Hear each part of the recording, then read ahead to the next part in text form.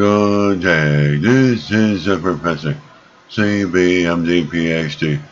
And today's Sunday, September 24th, 2023. It is 6:38 and 44 seconds, a.m. Eastern Standard Time.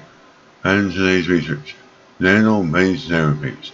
So let's jump to it here. Research identifies new potential hurdle for nano-based therapies. New study shows how the liver may inhibit distribution of nanomedicines in younger patients, limiting effectiveness. Date September 18, 2023. Source: University of Texas. Highlighting the need for further investigation into the impact of aging on the body's ability to respond to treatment.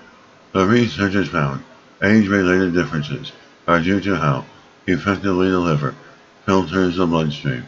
Younger livers are more efficient at this process, which helps limit toxins in the blood but also filters out beneficial treatments, potentially rendering them ineffective. And put simply, our liver is designed to protect us, but for young people, it might also be protecting them in a way that limits the effectiveness of nanotherapies.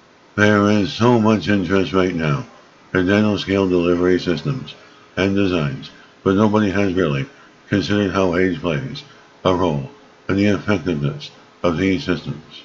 In preclinical models, younger livers actually work so well that they filter out a significant amount of the nanomedicine. That means, in some cases, these drugs may be less effective in younger patients than in older ones. Unlike traditional cancer therapies, in which medicine is directly introduced to the body, nanomedicines use nanoscale carriers to deliver treatments. Some of the advantages of the nanomedicine formulations can include reduced toxicity, increased target specificity, and increased dosage, depending on the goal of the treatment.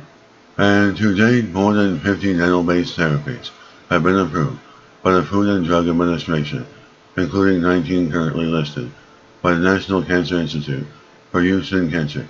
The study treatment was nanoparticle albumin-bound paclitaxel, which has been used since 2005 for certain refractory or relapsed cancers. As scientists do not fully understand all the mechanisms for how exactly the liver filters the bloodstream, but previous studies have indicated a correlation between the rate of clearance and the expression of the scavenger receptor, MARCO. This protein is expressed more in younger Kupffer cells, the immune cells that reside in the liver. After confirming the disparity in results between young and old models, a team investigated therapeutic blockade of MARCO as a possible strategy to avoid drug clearance. Blocking MARCO reduced the uptake of the nanomedicine and improved the drug's anti-tumor effects from the cancer therapeutics, but only in the younger models.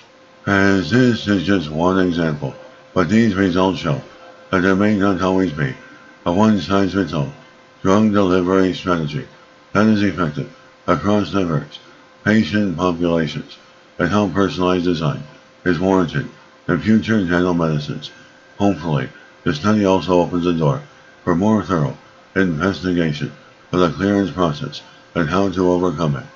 The scientific investigators and microbiologists emphasized that while the study focuses on cancer, it examines a potential hurdle for any nano-drug delivery system. There are different proteins, antibodies, and viruses with unique clearance mechanisms that all comes down to the liver.